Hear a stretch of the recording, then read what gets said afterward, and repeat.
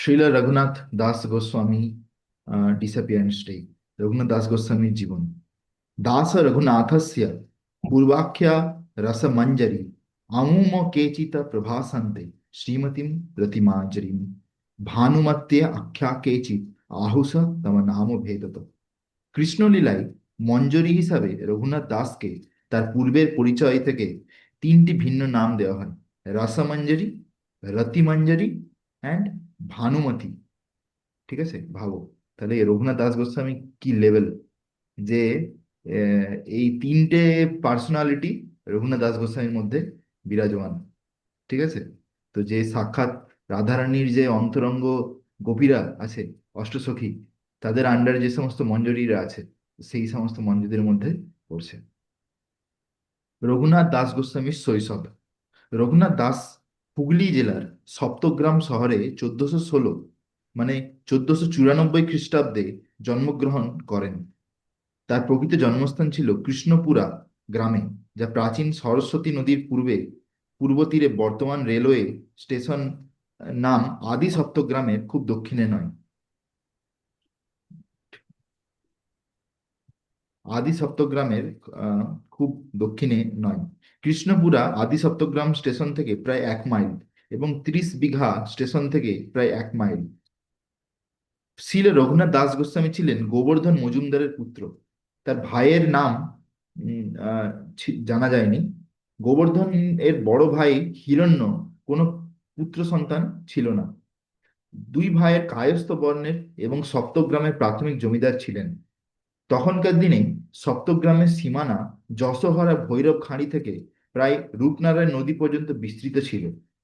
রঘুনাথ সপ্তগ্রাম কৃষ্ণপুরায় থাকতেন। তার কাকা কালিদাস, যিনি চৈতন্য মহাপ্রভুর ভক্তও ছিলেন, তিনি শঙ্খনগরে থাকতেন। রঘুনাথের পরিবারের পুরোহিত বলরাম আচার্য এবং তার গুরু যদুনন্দন আচার্য চাঁদপুরা শহরে থাকতেন। যদুনন্দন ছিলেন অদ্বৈত আচার্যের অন্তরঙ্গ শিষ্য এবং প্রভু চৈতন্য মহাপ্রভু একজন নিবেদিত ভক্ত, যিনি বাসুদেব দত্ত ঠাকুরের বিশেষ আশীর্বাদও পেয়েছিলেন।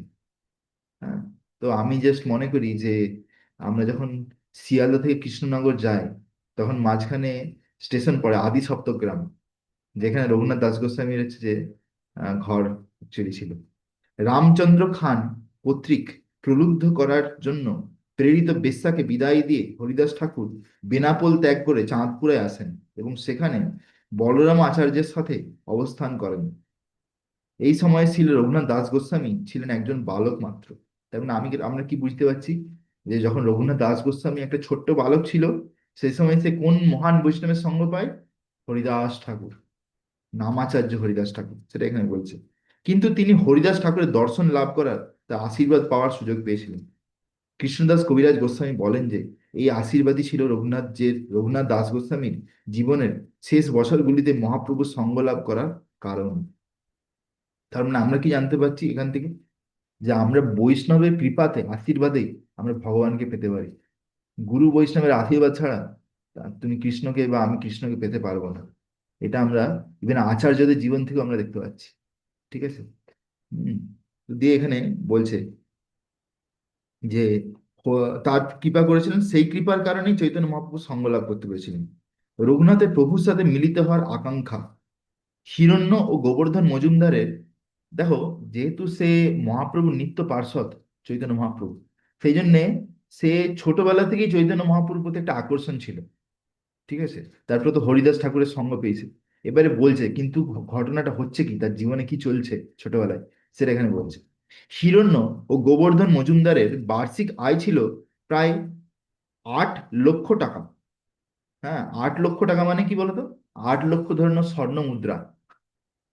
ঠিক আছে, তাহলে ভাবো যে 8 লক্ষ স্বর্ণ মুদ্রা মানে এখনকার দিনে কত টাকা হবে। সেই সময় এই টাকায় প্রায় 650 পাউন্ড চাল কেনা যেত, যা আজকের টাকার মূল্যের চেয়ে কয়েকশো গুণ বেশি। যদি রঘুনাথ এই বিপুল সম্পত্তির একমাত্র উত্তরাধিকারী ছিল, তবুও তিনি ছোটবেলা থেকেই ধন সম্পদের প্রতি উদাসীন ছিলেন। সন্ন্যাস গ্রহণের পর মহাপ্রভু যখন শান্তিপুরে আসেন, তখন তিনি প্রথমবার প্রভুকে দেখার সুযোগ পান। তাহলে আমরা কি জানতে পারি, যে মহাপ্রভু সন্ন্যাস নেওয়ার পরে একবার শান্তিপুরে এসেছিল অদ্বৈত আচার্যের ঘরে। হ্যাঁ, সেখানে অদ্বৈত আচার্য তাকে খুব ভালো ফিস্ট খাইছিল। নিত্যানন্দ প্রভু ছিল সেখানে। দিয়ে সব নবদ্বীপবাসীরা, সচি মাতা, সবাই কি করেছিল, ওখানে মহাপ্রভুকে দেখতে এসেছিল শান্তিপুরে। ঠিক আছে। তো সেইখানেই তার মানে কি, বুঝতে পারছি যে রঘুনাথ দাস গোস্বামীও আসেন। হ্যাঁ, ইভেন আমরা যখন এই শিয়ালদা থেকে ট্রেন ধরি, তখন শিয়ালদা থেকে ট্রেন চলে শান্তিপুর লোকাল। ঠিক আছে, শান্তিপুর যাওয়ারও ট্রেন আছে, যেখানে অদ্বৈত আচার্যের ঘর আছে। তো এখানে বলছে যে তিনি তখন প্রথমবার প্রভুকে দেখার সুযোগ পান। প্রভুকে দেখা মাত্রই রঘুনাথ দিব্য প্রেমে বিভোর হয়ে তার চরণে লুটিয়ে পড়েন। রঘুনাথ পিতা গোবর্ধন মজুমদার সর্বদা বিশ্বাস ও ভক্তির সাথে অদ্বৈত আচার্যের সেবা করতেন, এবং সেই কারণে অদ্বৈত প্রভু তরুণ রঘুনাথের প্রতি সদয় ছিলেন। তাই তিনি নিশ্চিত করেছিলেন যে রঘুনাথের রঘুনাথ শান্তিপুরে থাকাকালীন পর্যন্ত যেন প্রভুর প্রসাদ লাভ করেন। এখানে প্রভুর প্রসাদ মানে কোন প্রভুর প্রসাদ বলছে? শ্রী চৈতন্য মহাপ্রভু। ভাবো, সাক্ষাৎ চৈতন্য মহাপ্রভু, মহাপ্রভু। সাক্ষাৎ চৈতন্য মহাপ্রভুর প্রসাদ যদি কেউ পেয়ে যায়, তাহলে তার কি হবে গতি!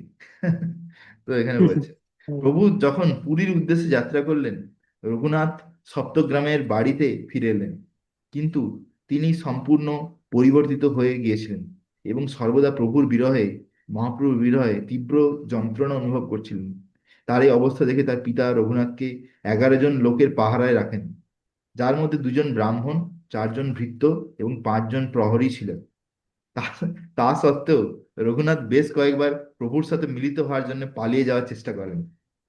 দেখো, এটা পুরো কেস স্টাডি আছে, যে এই ব্রহ্মচারী হতে চায় তাকে কিন্তু ঘর ছেড়ে পালাতে হয়। একদম একদম। আচার্যরাও কিন্তু বাদ যায় না। ঠিক আছে। তো এখানে বলছে, কিন্তু প্রতিবারেই যখন তিনি পালিয়ে যেতেন, প্রতিবারই উদ্দেশ্য সফল হওয়ার আগেই ধরা পড়ে তাকে ফিরিয়ে আনা হতো। এই পরিস্থিতির ফলে রঘুনাথ ক্রমশ বিষণ্ণ হয়ে পড়েন। 1513 সালের কথা, যখন প্রভু বৃন্দাবন যাওয়ার চেষ্টা করেন কিন্তু কেবল কানাই নটশালা পর্যন্তই পৌঁছতে পারেন, তখন তিনি শান্তিপুরে ফিরে আসেন এবং সেখানে অল্প সময়ের জন্য অবস্থান করেন। রঘুনাথ প্রভুকে দেখতে চেয়েছিলেন এবং এবার অদ্বৈতে আচার্যের বাড়িতে যাওয়ার এর জন্য পিতার কাছে অনুমতি প্রার্থনা করেন। গোবর্ধন তার ছেলের মানসিক অবস্থা নিয়ে চিন্তিত ছিলেন এবং অবশেষে এই শর্তে তাকে যেতে দিলেন যে সে যেন দ্রুত ফিরে আসে। তিনি তার সাথে একটি বড় প্রহরীর দলও পাঠিয়ে দিলেন। দেখো, তো এত টেনশন ছেলেকে নিয়ে, যে ছেলে পালিয়ে যাবে, তো সেই জন্য ছেড়েছে মহাপ্রভুকে দেখতে, কিন্তু তবুও তার সঙ্গে আবার একটা সিকিউরিটি টিম পাঠিয়েছে তাকে তাকে কিডন্যাপ করে নিয়ে আসতে পারে। হ্যাঁ। তো রঘুনাথ যখন প্রভুকে দেখলেন, তখন মনে হলো যেন তিনি নতুন জীবন ফিরে পেলেন।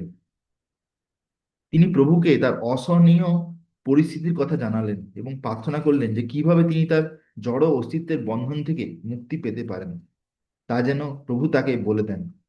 সর্বজ্ঞ প্রভু রঘুনাথের রঘুনাথের অনুভূতির গভীরতা বুঝতে পারলেন। তবুও তিনি নিম্নলিখিত নির্দেশ দিয়ে তাকে শান্ত করার চেষ্টা করলেন। প্রভু বলছেন, মহাপ্রভু, নিজেকে শান্ত করো এবং বাড়ি ফিরে যাও। বোকামি করো না। জড় দুঃখের সাগর পার হতে সময় লাগে। শুধু অন্য লোকের সুবিধার জন্য উম, মর্কট বৈরাগ্য বা বাঁদর বৈরাগ্য দেখাও না, এর ভান করো না। আসক্তিহীন ভাবে সংযত উপায়ে পার্থিব জীবন উপভোগ করো। বাহ্যিকভাবে জগতের সাথে যথাযথ আচরণ করার সময় অভ্যন্তরীণভাবে কৃষ্ণের স্থির থাকো। শীঘ্রই কৃষ্ণ তোমাকে উদ্ধার করবে। তো এটা খুব ইম্পর্টেন্ট ইনস্ট্রাকশন মহাপ্রভু দেয় রঘুনাথ দাস গোস্বামীকে। ঠিক আছে। তো তারপরে এখানে বলছে, শিল ভক্তি সিদ্ধান্ত সরস্বতী গোস্বামী ঠাকুর মর্কট বৈরাগ্য শব্দটি সম্বন্ধে নিম্নলিখিত মন্তব্য করেছেন।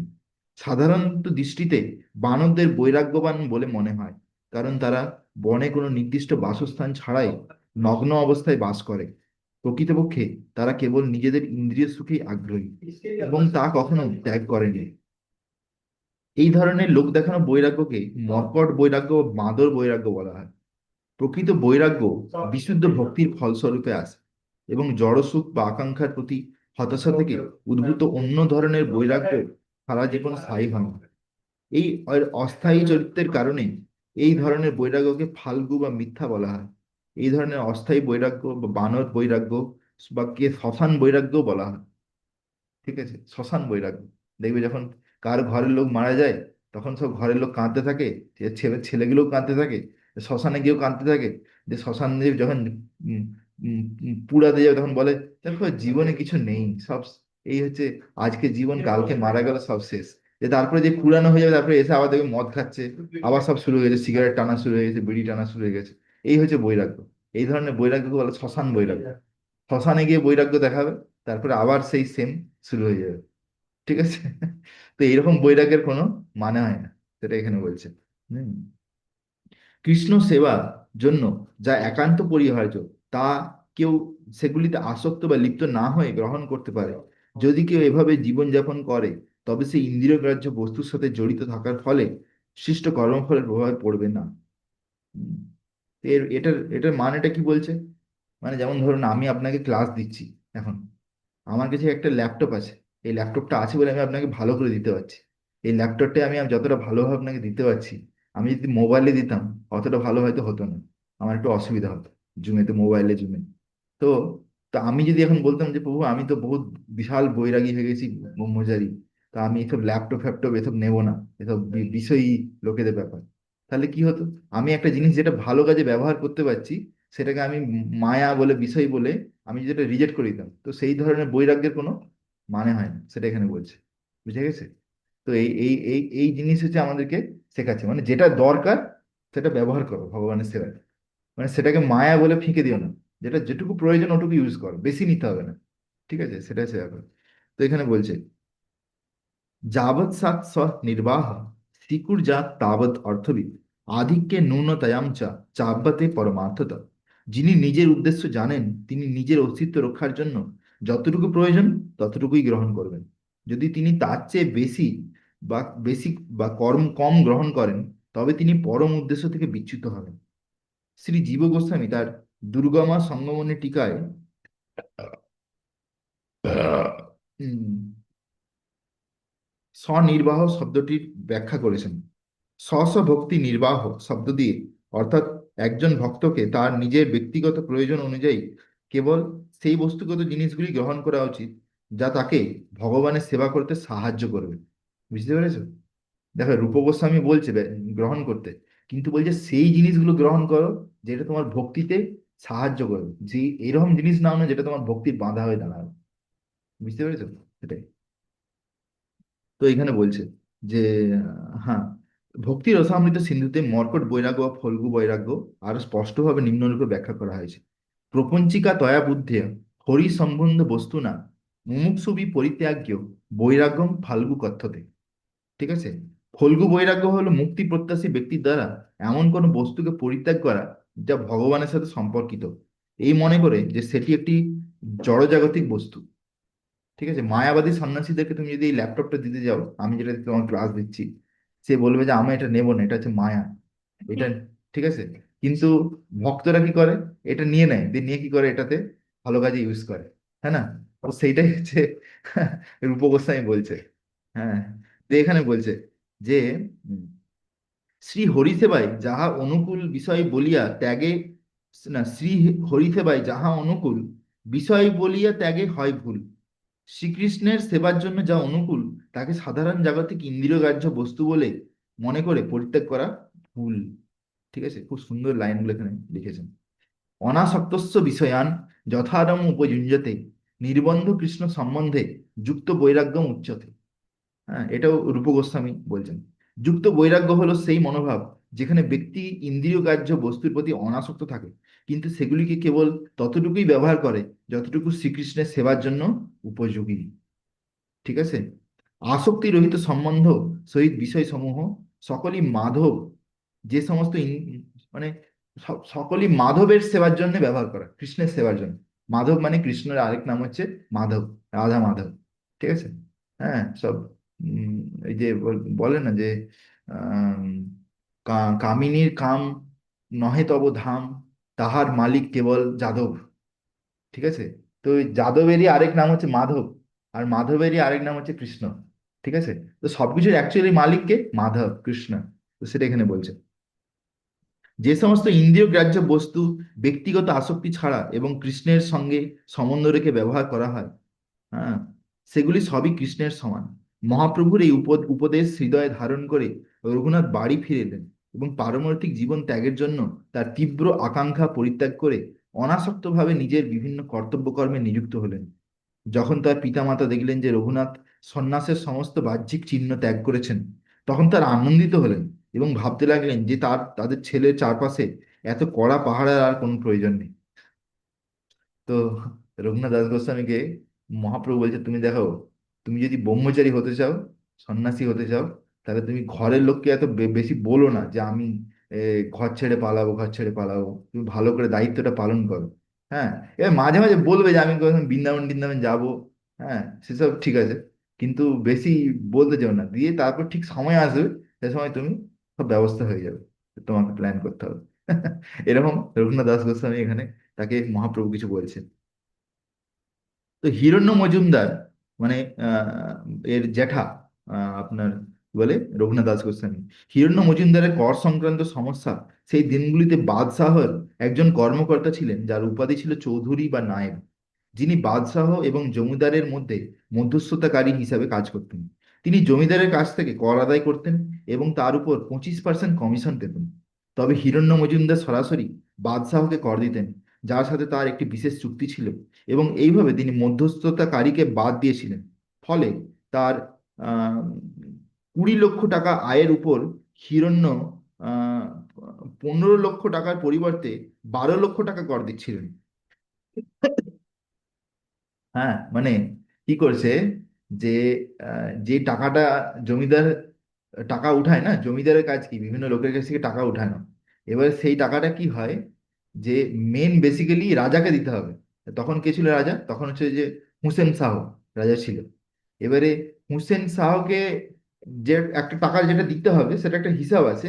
এবারে তার, হুসেন শাহকে লোক ডাইরেক্ট দেয় না, তার মাঝে আবার কেউ আছে জমিদার, সরি মাঝে কেউ একজন আছে চৌধুরী, তাকে দেয়, যে সে হুসেন শাহকে দেয়। এবারে বাবা কি করছে, বেশি লাভ রাখার জন্য ডাইরেক্ট হুসেন শাহকে দিয়ে দিচ্ছে, মাঝখানের লোককে দিচ্ছে না, আর অনেকটা টাকা কেটে দিচ্ছে। আরে হুসেন শাহর কাছে তো অনেক টাকা আছে, সে অত হয়তো হিসাব ঠিক করে রাখে না যে কত টাকা কে কি দিচ্ছে না দিচ্ছে। তো এখন এই মাঝখানে যে চৌধুরী, সেটা সে বুঝতে পেরে গেছে যে এর বাপ যে আছে রঘুনাথের, এর দমে টাকা কামাচ্ছে মাঝখান থেকে, ঠিক আছে, দমে টাকা মার্জিন রাখছে। যেখানে বলছে যে পার্থক্যটি সাধারণত চৌধুরীকে দেওয়া হতো, যেহেতু তিনি একটি বড় অঙ্কের কমিশন হারাচ্ছিলেন, তাই তুর্কি মুসলিম চৌধুরী মজুমদারের শত্রু হয়ে ওঠেন। মহাপ্রভুর সাথে সাক্ষাতের পর রঘুনাথ প্রভুর নির্দেশ অনুসারে, হ্যাঁ, প্রভুর নির্দেশ অনুসারে যুক্ত বৈরাগ্য অনুশীলন করেন। তবে যখন তিনি শুনলেন যে মহাপ্রভু বৃন্দাবন থেকে ফিরে এসেছেন, তখন তিনি পুরীতে তার সাথে যোগ দেওয়ার জন্য প্রস্তুতি নিতে শুরু করলেন। সে সময় কর রাজস্বের ভাগের কমিশন থেকে বঞ্চিত হওয়ার আগে চৌধুরী হিরণ্য এবং গোবর্ধনের বিরুদ্ধে বাদশাহের কাছে অভিযোগ করতে শুরু করেছিলেন। গ্রেপ্তারের ভয়ে দুই ভাই আত্মগোপন করেছিলেন। যখন মন্ত্রী চৌধুরীর অভিযোগ তদন্ত করতে এলেন, তখন তিনি রঘুনাথকে গ্রেপ্তার করলেন। তো এখন কি হয়েছে, আহ, বা যখন বাদশাহের কাছে খবর চলে গেছে যে এরকম এর এই যে দুজন জমিদার আছে, এরা কি করছে, দমে টাকা মার্জিন রাখছে, পকেটে ঢুকাচ্ছে, তখন কি করছে, মন্ত্রী পাঠিয়ে, যাও একে ধরে নিয়ে আসো। যে তখন কি হয়েছে, এর বাবা আর কাকা ভয়ে চম্পট দিছে। হ্যাঁ, টাকা ফাকা নিয়ে কোথাও পালিয়ে গেছে ঘর ছেড়ে। হ্যাঁ, দিয়ে এখন কি হয়েছে, কাকে পেয়েছে, রঘুনাথকে। তো এবারে চল একেই ধর, ছেলেকে ধর, ছেলে জেলে থাকুক, তারপর ওর বাপ ঠিক আসবে ওকে ছাড়াতে। এরকম হচ্ছে একটা কিছু প্ল্যান করছে, ঠিক আছে। যেখানে বলছে যে তখন তিনি রঘুনাথকে গ্রেপ্তার করলেন, কারণ তার বাবা এবং কাকা উপস্থিত ছিলেন না। চৌধুরী প্রতিদিন রঘুনাথকে তিরস্কার ও হুমকি দিতে আসতেন, তাদের অবস্থান প্রকাশ করতে বলতেন। তো অবশেষে তিনি রঘুনাথকে মারধর করার সিদ্ধান্ত নিলেন। কিন্তু যখন তিনি তার শান্ত পদ্মের মতো মুখ দেখলেন, তখন তিনি আর তা করতে পারলেন না। প্রকৃতপক্ষে যদিও তিনি মৌখিকভাবে তাকে তিরস্কার করতেন, চৌধুরী তাকে কোনো প্রকৃত ক্ষতি করতে ভয় পেতেন, কারণ রঘুনাথ কায়স্থ শ্রেণীর একটি প্রভাবশালী পরিবারের সদস্য ছিলেন।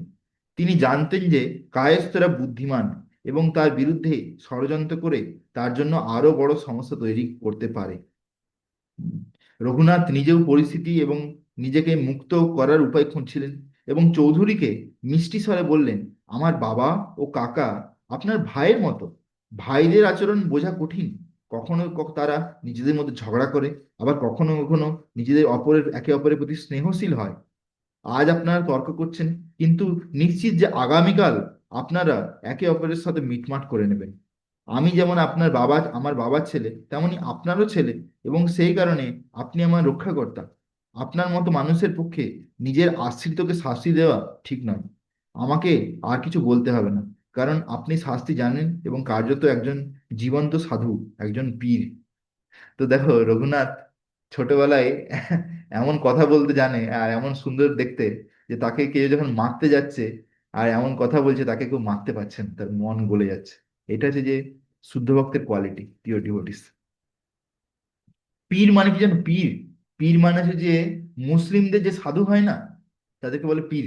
এই যে আমাদের যেমন ব্রহ্মচারী সন্ন্যাসী, হ্যাঁ, প্রভু বলা হয়, সেরকম ওদের হচ্ছে পীর একদম। ঠিক আছে? তো এখানে বলছে, রঘুনাথের মিষ্টি কথায় চৌধুরী প্রভাবিত হলেন এবং তার প্রতি স্নেহ আবির্ভূত হয়ে কাঁদতে শুরু করলেন। তিনি বললেন, আজ থেকে আমি তোমাকে আমার ছেলে বলে মনে করব। আজই তোমাকে মুক্ত করার জন্য আমি একটা অজুহাত খুঁজে বের করব। তোমার কাকাকে আমার সাথে দেখা করতে বলো এবং এমন ব্যবস্থা করো যাতে আমি রাজস্বের আমার অংশটা পেতে পারি। এভাবে রঘুনাথ তার মিষ্টি ও কূটনৈতিক আচরণের মাধ্যমে চৌধুরীকে শান্ত করতে এবং তার ও তার কাকার মধ্যকার বিবাদের অবসান ঘটাতে সক্ষম হলেন। এদিকে রঘুনাথের বাবা পরিবারে তার দায় দায় বাধ্যতা নিশ্চিত করার জন্য একটি অত্যন্ত সুন্দরী মেয়ের সাথে তার ছেলের বিয়ের ব্যবস্থা করেছিলেন। তো এদিকে দেখছে যে এই ছেলে শুধু ব্রহ্মচারী হওয়ার ইচ্ছা, সন্ন্যাসী হওয়ার ইচ্ছা, তাহলে একে বিয়েটা দিয়ে দিই, তাহলে এ আর কিন্তু পালাতে পারবে না। ঠিক আছে? তাহলে কি হবে, ও ঘরে ফেঁসে যাবে। তো এইভাবে কি করেছে, রঘুনাথের একটা বিয়ে দিয়ে দিয়েছে। হ্যাঁ, এখানে বলছে। তারপর বলছে দণ্ড মহোৎসব লীলা। এক বছর রঘুনাথ আবারও মহাপ্রভুকে দেখার জন্য উদ্বিগ্ন হয়ে পড়েন। পুরী যাওয়ার জন্য বারবার বাড়ি থেকে পালিয়ে যেতেন। প্রতিবারই তিনি তার বাবার হাতে ধরা পড়তেন এবং বাড়িতে ফিরে আসতেন। রঘুনাথের মা ভেবেছিলেন যে তার ছেলে পাগল হয়ে যাচ্ছে এবং তার স্বামীকে আবার পাহারা দিতে বলেন। গোবর্ধন হতাশ স্বরে উত্তর দেন, তার ইন্দ্রের মতো ধন সম্পদ রয়েছে এবং তার স্ত্রী স্বর্গীয় অপ্সরাদের মতো সুন্দরী। যদি এই জিনিসগুলি তার মনকে বশীভূত করতে না পেরে থাকে, তবে সামান্য দড়ি কিভাবে তাকে বেঁধে রাখতে পারে? ঠিক আছে? তো খুব এখানে এপিক রিপ্লাই করে তার বাবা। যে পিতা সন্তানকে জীবন দেন, তিনিও তার পূর্বজন্মের কর্মফলের উপর হস্তক্ষেপ করতে পারেন না। শ্রী চৈতন্যচন্দ্র এই বালককে তার আশীর্বাদ করেছেন। যিনি শ্রী চৈতন্য মহাপ্রভুর দ্বারা উন্মত্ত হয়ে গেছেন, তাকে কে বা বন্দি করতে পারে? যার উপরে চৈতন্যচন্দ্রের দয়া হয়ে গেছে, যে পাগল হয়ে গেছে চৈতন্য মহাপ্রভুর জন্যে, তাকে আর কে বেঁধে রাখতে পারে? এরকম বলছে। ঠিক আছে? তো মানে বলছে যে কেউ যদি ব্রহ্মচারী হবে, সে মন বানিয়ে নিছে, টার্গেট করে নিছে, তাহলে তাকে আর কে বেঁধে রাখতে পারে? হম, সেটা এখানে বলছে। রঘুনাথ দাস যখন তার বন্ধন থেকে মুক্তির জন্য পরিকল্পনা করছিলেন, তখন তিনি শুনতে পেলেন যে নিত্যানন্দ প্রভু পানিহাটি গ্রামে শুভ আগমন করেছেন। নিত্যানন্দই যে পতিতদের উদ্ধারকর্তা এবং তার কৃপায় তিনি নিশ্চয়ই মুক্তি লাভ করতে পারবেন। এইভাবে তিনি গঙ্গা পার হয়ে পানিহাটি গ্রামে গেলেন, যেখানে তিনি প্রভুকে একটি গাছের নিচে কাঠের আসনে তার সঙ্গীদের দ্বারা পরিবেষ্টিত অবস্থায় বসে থাকতে দেখলেন। দূর থেকে তাকে দেখা মাত্র রঘুনাথ দণ্ডের মতো মাটিতে লুকিয়ে লুটিয়ে পড়লেন। দয়াময় প্রভু নিত্যানন্দ তৎক্ষণাৎ তাকে কাছে ডেকে আনলেন এবং রঘুনাথের হৃদয়ের গভীর আকাঙ্ক্ষা বুঝতে পেরে তা পূরণ করার জন্য তাকে বৈষ্ণবদের সেবা করার ব্যবস্থা করলেন। মনে আছে আমরা পানিহাটি গেছিলাম? আপনি গেছিলেন কি পানিহাটি আমার সঙ্গে? ওকে, আমি ভাবছি আপনি জি ভুলে প্রভু, জি গেছেন। প্রভু, ওকে, গিয়েছিলাম ওকে। তো। নেই প্রভু। ওকে। চোরের চোরের মতো তুমি আমার কাছে আসো না, শুধু পালিয়ে যাওয়ার চেষ্টা করো। এখন যেহেতু আমি তোমাকে ধরে ফেলেছি, তাই আমি তোমাকে শাস্তি দেব। আমি চাই তুমি আমার সমস্ত অনুযায়ীদের চিড়া ও দই ভোজন করাও। নিত্যানন্দ প্রভুর আদেশ শুনে রঘুনাথের মন আনন্দে ভরে গেল। নিত্যানন্দ প্রভু জন্য যে উৎসবের আয়োজন করতে রঘুনাথকে আদেশ দিয়েছিলেন, তা আজও পানিহাটিতে চিড়াদই মহোৎসব নামে প্রসিদ্ধ, পালিত হয়। নিত্যানন্দ প্রভু এবং স্বয়ং চৈতন্য মহাপ্রভু এক প্রকাশ সেই উৎসবে অংশগ্রহণ করেছিলেন। ঠিক যেন যমুনা নদীর তীরে রাখাল বালকদের মতো গঙ্গার তীরে বসে তারা ভোজন করেছিলেন, যেটির নাম ছিল পুলিন ভোজন। শ্রী চৈতন্য মহাপ্রভু, নিত্যানন্দ প্রভু, তাদের পার্ষদগণ, অসংখ্য ব্রাহ্মণ এবং এলাকার অগণিত নরনারী দুধ ও চিড়া, দই ও চিড়া ভোজের উপভোগ করছিলেন। এইভাবে ভগবান ও তার ভক্তদের সেবা করার সুযোগ কোনো মহাভাব্য ছাড়া লাভ করা সম্ভব নয়। তো এখানে কি বলছে, ভগবান আর ভক্তদের সেবা যদি কারো যদি মহাভাগ্য না হয়, তাহলে সে কিন্তু লাভ করতে পারে না, এখানে বলছে। হ্যাঁ, দেখো, অনেক লোকের কাছে টাকা থাকে, কিন্তু সবাই সেই ভাগ্য একদম। পায় না। ঠিক আছে, সেটা এখানে এই জন্য বলছে। পরের দিন রঘুনাথ দাস গোস্বামী আবেগ আপ্লুত হয়ে রাঘব পণ্ডিতের মাধ্যমে নিত্যানন্দ প্রভুকে জিজ্ঞাসা করলেন, তিনি কিভাবে তার জাগতিক বন্ধন থেকে মুক্তি লাভ করে মহাপ্রভু সঙ্গ পেতে পারেন। করুণার সাগরের মতো নিত্যানন্দ প্রভু রঘুনাথের মাথায় নিজের চরণ স্থাপন করলেন, নিজের চরণ দিয়ে তিনি কৃপা করলেন মাথায় উপর রেখে। তুমি নদীর তীরে এই ভোজের আয়োজন করেছিলে এবং মহাপ্রভু তোমার প্রতি কৃপা করে নিজে এখানে এসে তা উপভোগ করেছেন।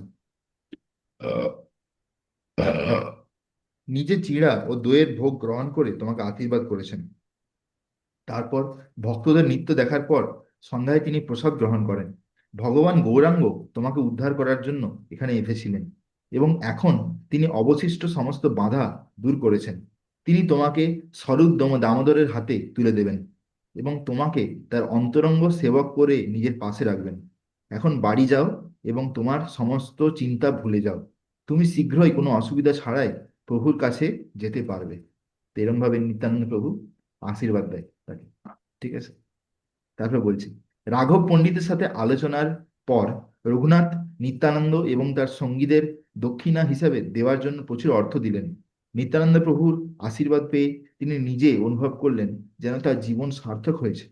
বাড়িতে ফিরে তিনি তার অন্তঃপুরে প্রবেশ করেননি এবং বাইরেই থাকতেন এবং দুর্গা মণ্ডপে ঘুমাতেন।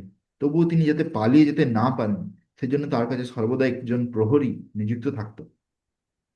এবার এর পরের ঘটনা, রঘুনাথের পলায়ন। রঘুনাথ দাস গোস্বামী কিভাবে ঘর ছেড়ে পালায়। যদিও রঘুনাথ জানতেন যে বাংলার ভক্তরা পুরী যাওয়ার জন্য তাদের বার্ষিক যাত্রার প্রস্তুতি নিচ্ছেন, তিনি তাদের সাথে যোগ দিতে ভয় পাচ্ছিলেন, কারণ তিনি জানতেন যে তিনি সহজে ধরা পড়ে যাবেন। একদিন ভোরের প্রায় 1 ঘন্টা আগে, যখন রঘুনাথ দুর্গা মণ্ডপে ঘুমাচ্ছিলেন, তখন যদুনন্দন আচার্য তার বাড়িতে এলেন।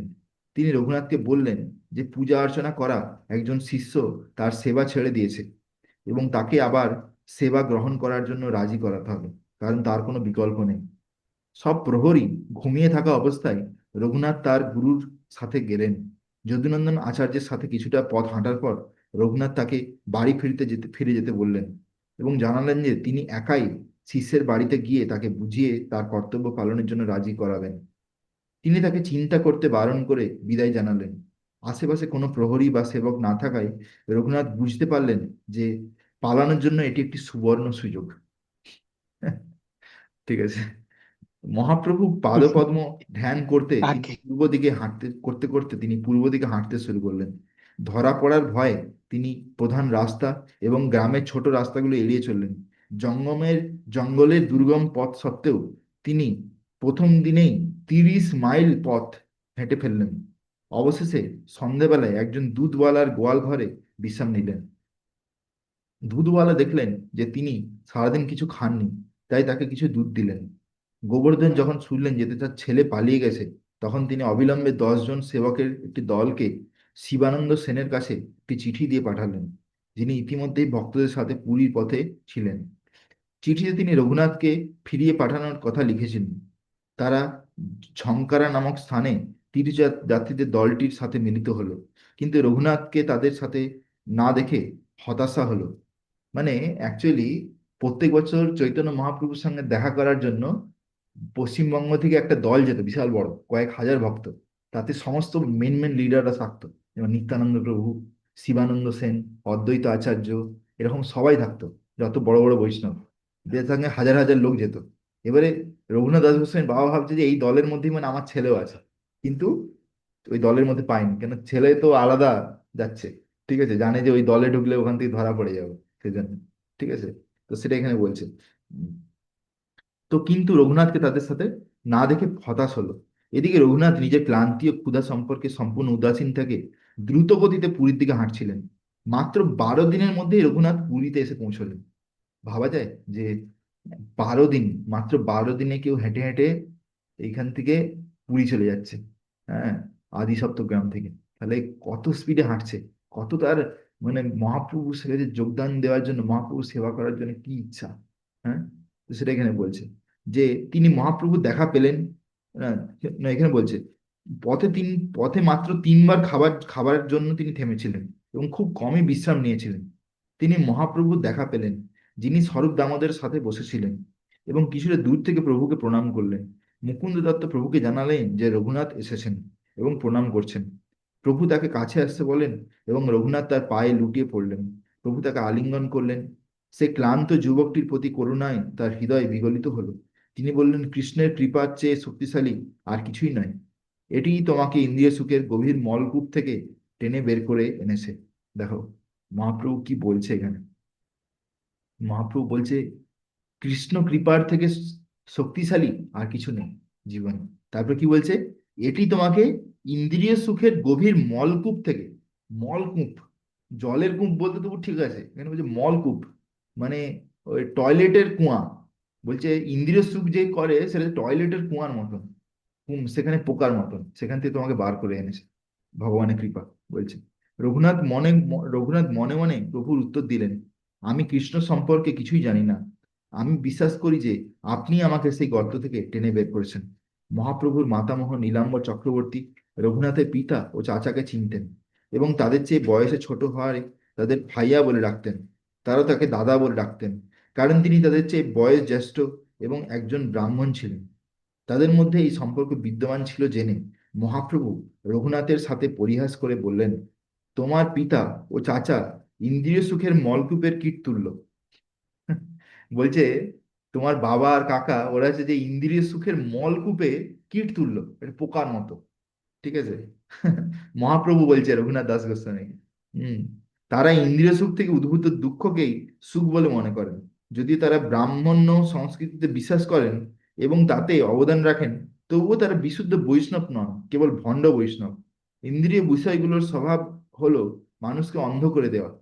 তারা মানুষকে এমন সব কাজে নিযুক্ত করে যা বস্তুগত বন্ধনের কারণ হয়। কৃষ্ণের যে কৃপা তোমাকে এমন বন্ধন থেকে মুক্ত করেছে তা যথাযথভাবে বর্ণনা করা সম্ভব নয়।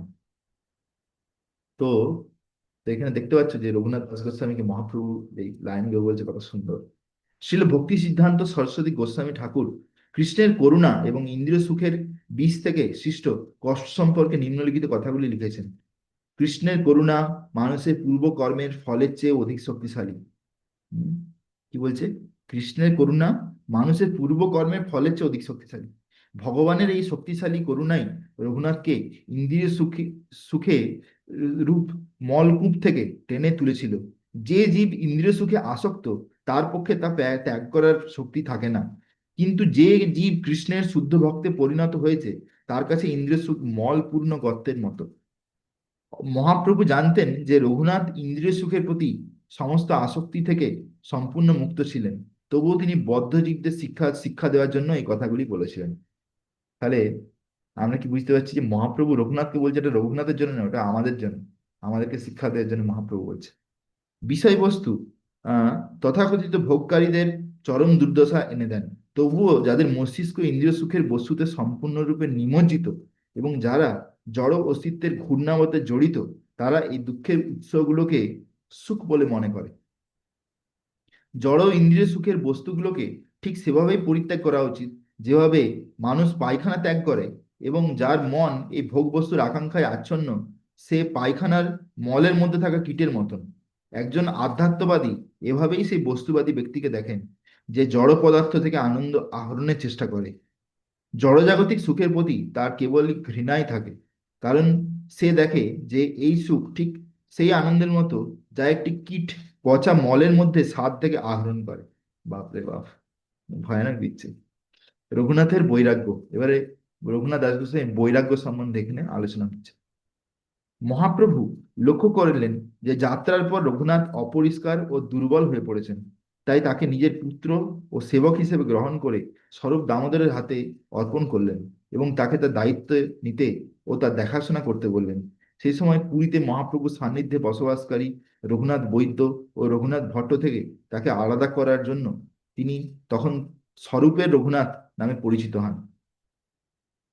মানে স্বরূপ দামোদরের হাতে রঘুনাথ গোস্বামীকে, দাস গোস্বামীকে তুলে দেয়, বলে যে তুমি একে ট্রেনিং দাও। হ্যাঁ, এই জন্য নাম কি হয়, স্বরূপের রঘুনাথ। ভগবান গোবিন্দকেও রঘুনাথের প্রতি অত্যন্ত স্নেহ সহকারে যত্ন নিতে বলেছিলেন। তাহলে তাহলে তাহলে প্রভু গুরু হলেন স্বরূপ গুরু হচ্ছেন নাকি? মানে স্বরূপ দামোদর হচ্ছে যে রঘুনাথ দাস গোস্বামীর শিক্ষাগুরু, শিক্ষাগুরু, বুঝতে পারছো? ও। হ্যাঁ, হ্যাঁ। হুম। আর হচ্ছে যে দীক্ষাগুরু বলতে পারো চৈতন্য তাহলে মহাপ্রভু। নিত্যানন্দ প্রভু, নিত্যানন্দ প্রভু তাহলে কি কি হচ্ছে তাহলে? নিত্যানন্দ উনিও প্রভু, তো ইয়ে করেছেন, অনেক নিত্যানন্দ কিছু প্রভু ইয়ে একজন করেছেন। গুরু, অনেকজন গুরু হন, ঠিক আছে। গুরু তো একজন হন, হ্যাঁ অনেক দু হ্যাঁ তিনজন হ্যাঁ। গুরু হতে পারেন, তো নিত্যানন্দ প্রভু একজন গুরু। হুম তিনি হুম হুম ওনাকে হুম কৃপা করেছেন, ঠিক আছে। আর মানে চৈতন্য মহাপ্রভু তার দীক্ষা হুম। গুরু প্লাস চৈতন্য মহাপ্রভু সাক্ষাৎ ভগবান, দুটো রোল একসাথে, বুঝতে পেরেছো? এক্সেপশনাল কেস একদম একদম। এটা। তো সেই ভাগ্য তো সবার জুটে না, সেসব ভগবানের পার্শ্বদ ছিল, তাদের সেই ভাগ্য ছিল। একদম। এখানে বলছে যে গোবিন্দকে রঘুনাথের প্রতি অত্যন্ত স্নেহ সহকারে যত্ন নিতে বলেছিলেন। এরপর তিনি তাকে সমুদ্রে স্নান করে ভগবান জগন্নাথের দর্শনে যেতে বললেন এবং তারপর তার সাথে মধ্যাহ্ন ভোজে যোগ দিতে বললেন। গোবিন্দ যখন রঘুনাথকে ভগবানের প্রসাদের উচ্ছিষ্ট খেতে দিলেন, তখন রঘুনাথ অত্যন্ত আনন্দিত হলেন। তো এইখানে যে ভগবানের প্রসাদের উচ্ছিষ্ট, এটা মানে কি? মহাপ্রভু যে খেয়েছে তারপরে যে উচ্ছিষ্ট, সেইটা রঘুনাথ দাস গোস্বামীকে দিচ্ছে।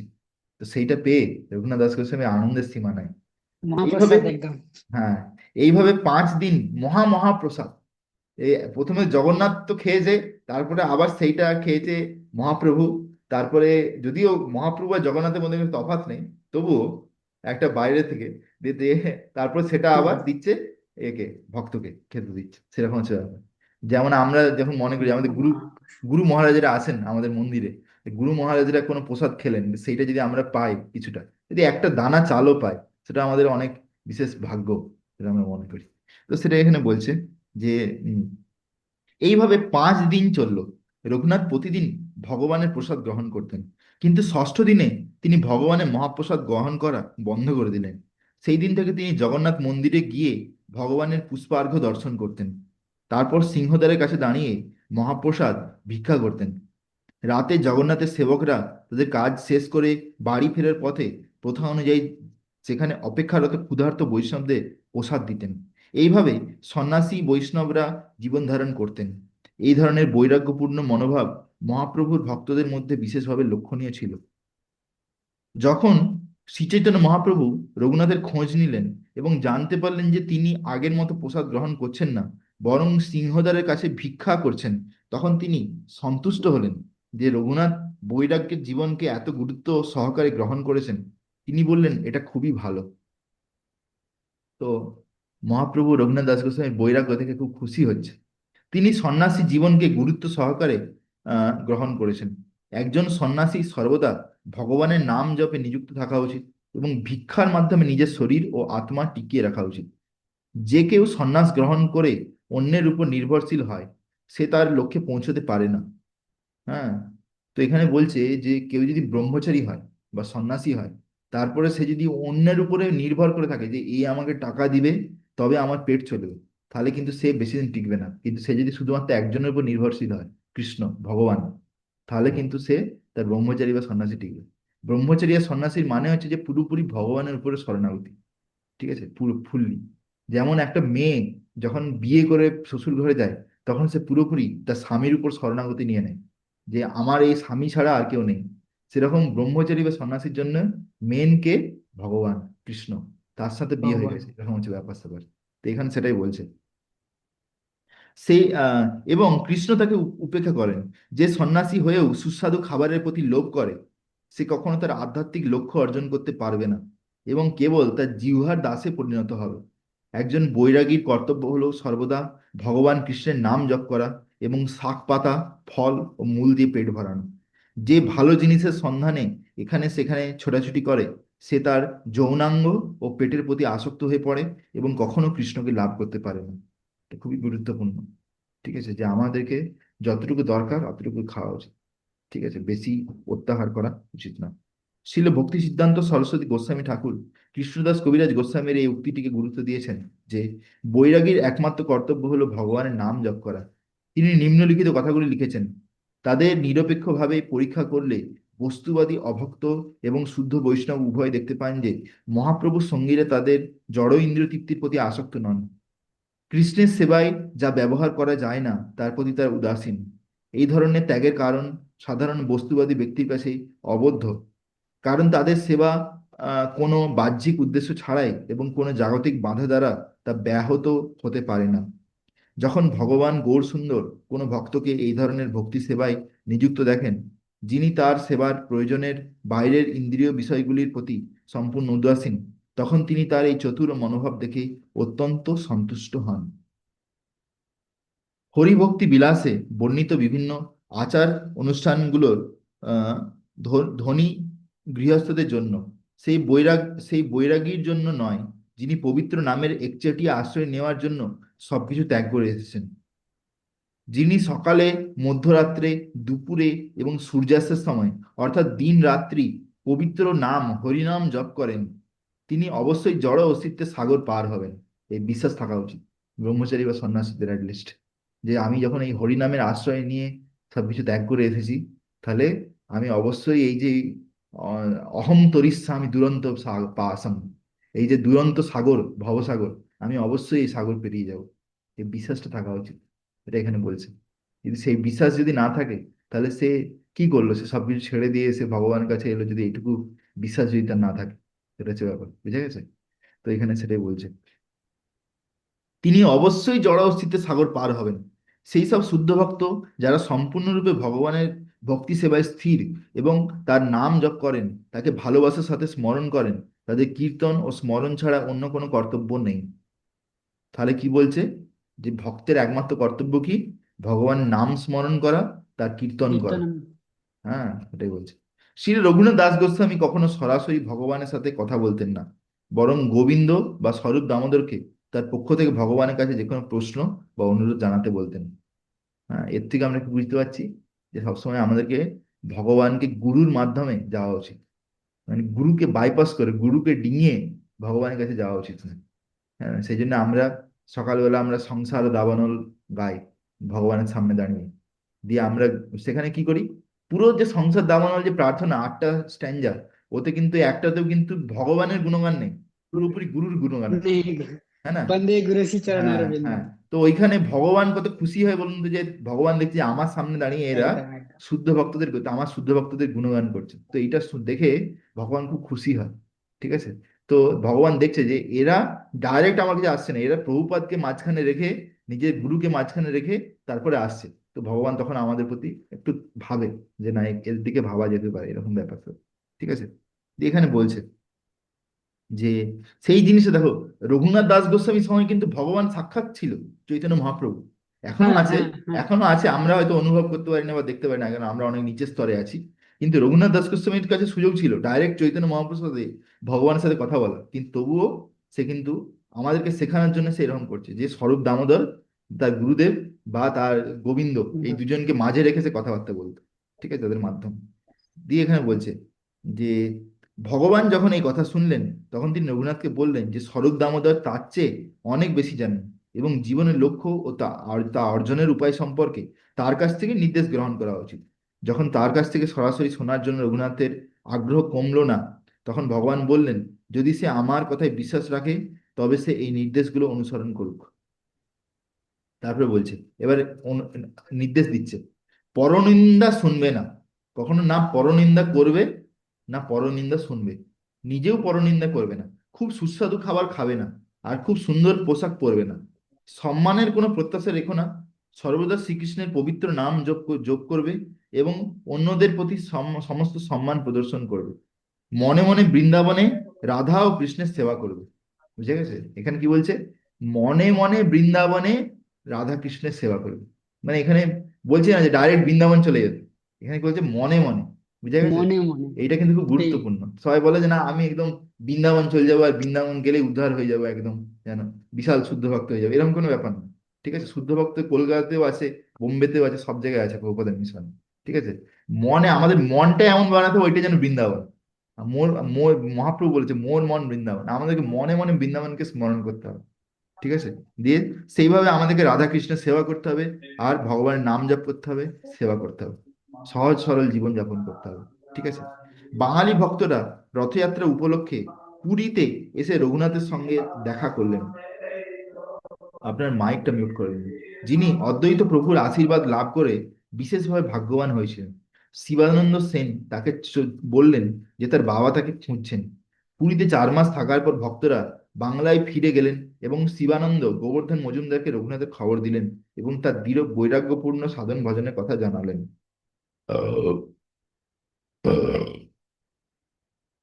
রঘুনাথের জীবনযাত্রার কথা শুনে তার বাবা মা ব্যথিত হলেন এবং রঘুনাথের জন্য শিবানন্দের কাছে একজন ব্রাহ্মণ, 2 জন ভৃত্য এবং 400 টাকা পাঠালেন। পরের বছর শিবানন্দ এই ভৃত্য ও টাকা নিয়ে পুরীতে গেলেন এবং রঘুনাথকে জানালেন যে তার বাবা এগুলি পাঠিয়েছেন। রঘুনাথ সেগুলো গ্রহণ করতে চাইলেন না, কিন্তু বাবার মঙ্গলের কথা ভেবে তিনি কিছু টাকা নিলেন এবং তা দিয়ে মাসে 2 বার মহাপ্রভুর ভোজনের ব্যবস্থা করলেন। 2 বছর এভাবে করার পর রঘুনাথ এই প্রথাও ত্যাগ করলেন। রঘুনাথ কেন তাকে নিমন্ত্রণ করা বন্ধ করে দিয়েছেন, মহাপ্রভু এই প্রশ্নের উত্তরে স্বরূপ দামোদর বললেন যে রঘুনাথ সিদ্ধান্ত নিয়েছেন যে যেহেতু তার বাবা একজন বিষয়ী মানুষ, তার টাকা দিয়ে কেনা খাবার খেয়ে মহাপ্রভু প্রকৃতপক্ষে খুশি হন না। দেখেছো কি বলছে? বিষয়ীর অন্ন খাইলে মলিন হয় মন, ঠিক আছে? তো সেই জন্যে আমাদের ভক্তদের অন্ন খাওয়া উচিত। ধর আমাকে যে কেউ লোক ডাকলো যে প্রভু আসো, আপনাকে খুব পেট ভরে খাওয়াবো ভালো মন্দ, তার ঘরে চলে এলাম হ্যাংলার মতো, ওইরকম ভাবে গিয়ে কোনো লাভ নেই, ওখানে আমার পতন হয়ে যাবে ওরকম খাবার খেয়ে। বরঞ্চ যদি কেউ যদি ভক্ত ডাকে যে প্রভু কিছু ক্লাস টাস দিবেন, হরিকথা শোনাবেন, দিয়ে আমার যাটুকু সম্মত কিছু ভগবানকে ভোগ লাগাবো, তো যদি শাক শাক ভাতও হয় সেটাও খেয়ে ঠিক আছে। কিন্তু বিষয়ীর ঘরে যে পাপ করে টাকা ইনকাম করে, তার থেকে যদি তুমি খাবার খেয়ে নাও, তাহলে তোমার মধ্যেও কিন্তু একটা খারাপ প্রভাব চলে আসে, সেটা এখানে বলছে। বুঝে গেছে? তো এখানে বলছে যে যেহেতু তার বাবা একজন বিষয়ী মানুষ, তাই তার টাকা দিয়ে কেনা খাবার খেয়ে মহাপ্রভু প্রকৃতপক্ষে খুশি হন না। এই ধরনের টাকা গ্রহণ করে তার নিজের মন কলুষিত হচ্ছিল এবং তার একমাত্র লাভ হচ্ছিল কিছু যশ ও প্রতিপত্তি। উপরন্তু তিনি ভেবেছিলেন যে মহাপ্রভু কেবল দয়াবশতই তার নিমন্ত্রণ গ্রহণ করছেন, কারণ রঘুনাথ এতটাই নির্বোধ যে প্রত্যাখ্যান করলে সে দুঃখ পাবে। কিন্তু প্রকৃতপক্ষে যিনি মনে মনে এতে খুব একটা খুশি হচ্ছিলেন না। এই সিদ্ধান্ত শুনে মহাপ্রভু অত্যন্ত সন্তুষ্ট হলেন এবং বললেন, একজন ভিক্ষুক উদাসীন থাকতে পারে না, কারণ সে কারো দয়ার জন্য অপেক্ষা করে। লঙ্গরখানায় গিয়ে সাহায্য চাওয়ার মধ্যে একই ধরনের সমস্যা নেই। একজনকে কেবল সঠিক সময়ে যেতে হয় এবং সে তার শরীর বাঁচিয়ে রাখার জন্য যথেষ্ট খাবার পায়। এটি তখন উপযোগী হয় যখন কেউ তার সময় পবিত্র নাম জপ করতে কাটাতে চায়। তো এখানে বলছে যে পুরীতে একটা জায়গা আছে, সেখানে আহ, গিয়ে অনেক ভক্তরা বসে যায়, অনেক ব্রহ্মচারী বা সন্ন্যাসী যা হোক বসে যায়। তারা খাবার চায়ও না, এক জায়গায় বসে বসে শুধু নাম জপ করতে থাকে। যে সেখানে কখনো কখনো পূজারীরা চলে আসে, দিয়ে এমনি খাবার দিয়ে দেয়। বলছে ওইভাবে কেউ বেঁচে থাকতে পারে, এবং চাওয়ারও দরকার নেই যে আরে কখন আমাকে খাবার দিবে, খাবার দাও খাবার দাও, এরকম করার দরকার নেই। তুই চুপচাপ বসে শুধু হরিনাম জপ কর, সে ভগবান হয়তো তোমাকে নিজেই পাঠিয়ে দিবে, এরকম বলছে। ঠিক আছে? এখন দেখো, এখন এটা রঘুনাথ দাস গোস্বামীর জন্য প্রযোজ্য। এখন আমরা যদি এরকম বলি তাহলে আমাদের কাছে কেউ খাবার আসবে না। তা আমাদেরকে প্রভুপাদ যেটা দিয়েছে সেটা অ্যাটলিস্ট করতে হবে। প্রভুপাদ আমাদের জন্য সিস্টেমকে অনেক সিম্পল করে দিচ্ছে। এখনকার দিনে যদি ব্রহ্মচারীদেরকে এরকম করা হয়, তাহলে কেউ ব্রহ্মচারী হতেই চাইবে না। সেটা হচ্ছে ব্যাপার। তো এখানে বলছে যে সন্ন্যাসী শঙ্করানন্দ সরস্বতী বৃন্দাবন থেকে মহাপ্রভুকে একটি গুঞ্জমালা এবং একটি গোবর্ধন শিলা পাঠিয়েছিলেন। মহাপ্রভু বস্তু দুটিকে অত্যন্ত মূল্যবান মনে করতেন। গুঞ্জমালার মালাটিকে রাধারানীর অভিন্ন স্বরূপ এবং গোবর্ধন শিলাটিকে কৃষ্ণের অভিন্ন স্বরূপ বলে মনে করতেন। মহাপ্রভু গোবর্ধন শিলাটি তার মাথায় এবং চোখে এবং হৃদয়ে ধারণ করতেন। তিনি এতে তিনি অপার আনন্দ পেতেন। 3 বছর ধরে এই মালা ও শিলাটির পুজো করার পরে একদিন তিনি তার ভক্তিতে সন্তুষ্ট হয়ে সে দুটি রঘুনাথকে দেওয়ার সিদ্ধান্ত নেন। মহাপ্রভুর এই উপহারে রঘুনাথ নিজেকে সম্মানিত ও আনন্দিত বোধ করলেন এবং সে দুটিকে শ্রী শ্রী গন্ধর্বিকা গিরিধারী সাক্ষাৎ স্বরূপ বলে মনে করে জল ও তুলসী পাতা দিয়ে পুজো করতে লাগলেন। এই ধরনের প্রেমময় সেবায় মগ্ন থাকাকালীন তিনি ভাব সমাধিতে নিমগ্ন হতেন। তার তিরোধানের পর গোবর্ধন শিলাটি গোকুলানন্দ মন্দিরে স্থাপন করা হয়েছে, যেখানে এটি এখনো পূজিত হচ্ছে। উম, রঘুনাথ দাস গোস্বামীর সন্ন্যাসের ব্রত সম্পর্কে বলা হয় যে তা পাথরে আঁকা রেখার মতন ছিল। তিনি দিনে 21 ঘন্টা কৃষ্ণের নাম জপ ও স্মরণে মগ্ন থাকতেন। বাপ রে বাপ! দিনে 21 ঘন্টা হরে কৃষ্ণ মহামন্ত্র জপ করতেন, মানে প্রায় ধরে নাও, মানে 100-র উপরে মালা হবে, 100-র উপরে মিনিমাম, 100 মালার উপরে। 64 মালাও দূরের কথা, 100 মালার উপরে। ঠিক আছে, মিনিমাম 100 মালা বা 192 মালা এরকম। 2 ঘন্টায় তো 16 মালা হতে। হ্যাঁ, বাপরে বাপ। মানে 160 মালা প্রায় হয়ে যাবে, 160 মালা। ঠিক আছে। দিয়ে এখানে বলছে যে 21 ঘন্টা কৃষ্ণের নাম জপ ও স্মরণে মগ্ন থাকতেন, এবং মাত্র 1.5 ঘন্টা ঘুম ও খাবারের জন্য বরাদ্দ রাখতেন। ভাবো, দিনে যা খাবার খাবে, ঘুমাবে মাত্র কতক্ষণ? 1.5 ঘন্টা। ভাবো। হ্যাঁ। তিনি হুম। কেবল শরীর টিকিয়ে রাখার জন্য যতটুকু প্রয়োজন ততটুকুই খেতেন। তিনি কোনো সুস্বাদু খাবারকে তার জিহ্বা স্পর্শ করতে দিতেন না, এবং কেবল একটি ছেঁড়া কাপড় ও একটি কাঁথা পরতেন। অবশেষে তিনি রাত্রে মন্দিরের বাইরে সিংহদ্বারের কাছে বিক্রেতাদের ফেলে দেওয়া প্রসাদ সংগ্রহ করতে শুরু করলেন।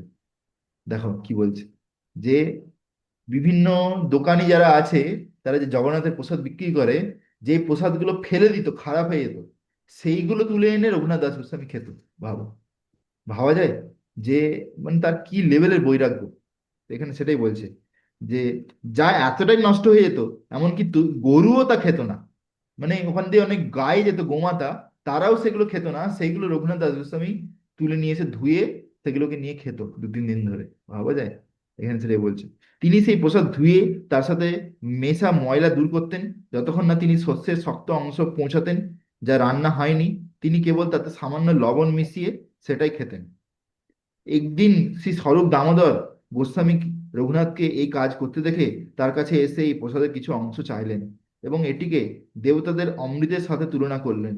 এমনকি মহাপ্রভু গোবিন্দের মুখে কথা শুনে এসে রঘুনাথের প্রসাদ থেকে এক মুঠো গ্রহণ করলেন, যদিও স্বরূপ দামোদর তাকে দ্বিতীয়বার নিতে বাধা দিলেন।